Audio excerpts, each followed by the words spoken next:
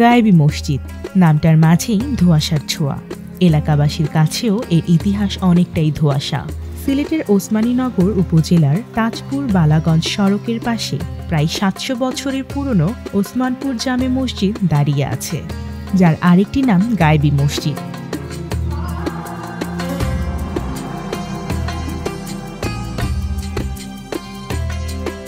গবেষণা ও স্থাপত্য বিশ্লেষণ বলছে মসজিদটি সুলতানি আমলের ১৫৩০ থেকে ১৫৪০ খ্রিস্টাব্দের মধ্যে নির্মিত হয়েছিল।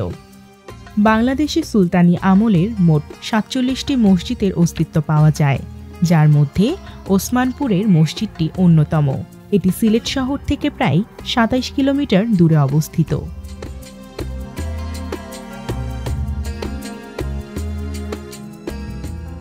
স্থানীয়দের মতে মসজিদটি একসময় টিলা ও জঙ্গলের আড়ালে হারিয়ে যায়। পরবর্তীতে জঙ্গল পরিষ্কার করে মসজিদের কাঠামো উন্মোচিত হয়, যা দেখে বিশেষজ্ঞরা নিশ্চিত হন যে এটি একটি সুলতানি মসজিদ।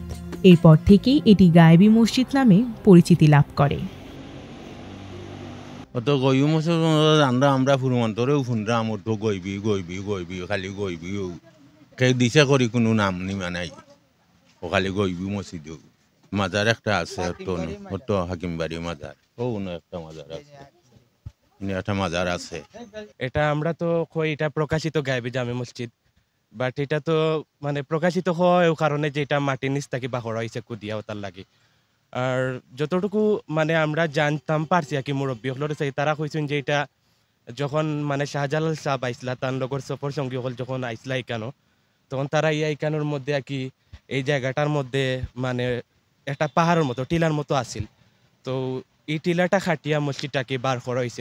কেউ কেউ মনে করেন শাহজালাল রহমতুল্লাহি আলাহির সফর সঙ্গী উসমান বগদাদি, সৈয়দ মাহবুব খন্দকার ও সৈয়দ তাহির খন্দকারের সাধনার স্থান হিসেবে অলৌকিকভাবে স্থাপিত হয়েছিল মসজিদটি। সে সময় এলাকাটি মূলত বৌদ্ধ ও সনাতন হিন্দু ধর্মাবলম্বীদের বসবাস ছিল বলে এর নাম ছিল ভগবানপুর। তবে গায়েবী মসজিদ পাওয়ার পর উসমান বাগদাদির নামানুসারে এলাকাটির নাম পরিবর্তন হয়ে হয় উসমানপুর। মসজিদ সম্বন্ধে আমরা গ্রামের নাম আছে আগে ভগবানপুর। তখন সাধারণ যাওয়ার সময় আইলা তিনজন চারজন নলিল বেশি মাজার আছে উসমান বগদাদি, এর নাম হয়েছে আমরা গ্রামের নাম উসমানপুর।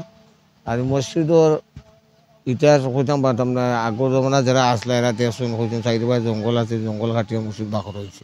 মাজার হইল পিছিয়ে হইল উসমান বগদাদির মাজার, এই সাধারণ চাবার লোক আইসলা, এর নামে আমরা গ্রামের নাম উসমানপুর হয়েছে। ওসমানীনগরের উসমানপুরের গায়েবী মসজিদ চতুর্ভুজ আকৃতির। মসজিদটির দৈর্ঘ্য ও প্রস্থ ৩২ ফুট করে। এর গঠনশৈলী বেশ ব্যতিক্রমী। উপরের দিকে উঠতে উঠতে এটি ক্রমে গোল হয়ে গম্বুজের সঙ্গে মিশেছে। মসজিদের দেয়াল ও ছাদে প্রাচীন নকশার কারুকাজ রয়েছে।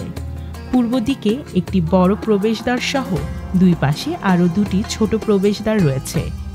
দুই দিকেই জানালার ব্যবস্থা রয়েছে, যা মসজিদের আলোকসজ্জা ও বাতাস চলাচলে সহায়তা করে। মসজিদটি দেখতে প্রতিদিন দূর দূরান্ত থেকে অসংখ্য মানুষ ছুটে আসেন। এখানে একসঙ্গে ৫০ জনের বেশি মুসল্লি নামাজ আদায় করতে পারেন। বাংলাদেশে ভ্রমণ করে দিনের উদ্দেশ্যে সফরে আসেন হযরত শাহজালাল শাহ ফরান রহমতুল্লাহ আলাইহি এই মসজিদকে সংস্কার করে সুন্দর রূপ গঠন করার তো এলাকাবাসী সবার কাছে যে এইটা তাই মসজিদ বানাইছেন।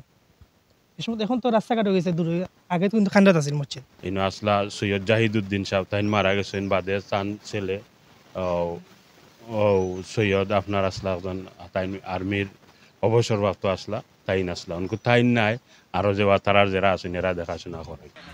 স্থানীয়দের কাছে মসজিদটি কিভাবে নির্মিত হয়েছিল তাও অজানা, তবে এটি গায়েবী মসজিদ নামেই যুগ যুগ ধরে পরিচিত হয়ে আসছে।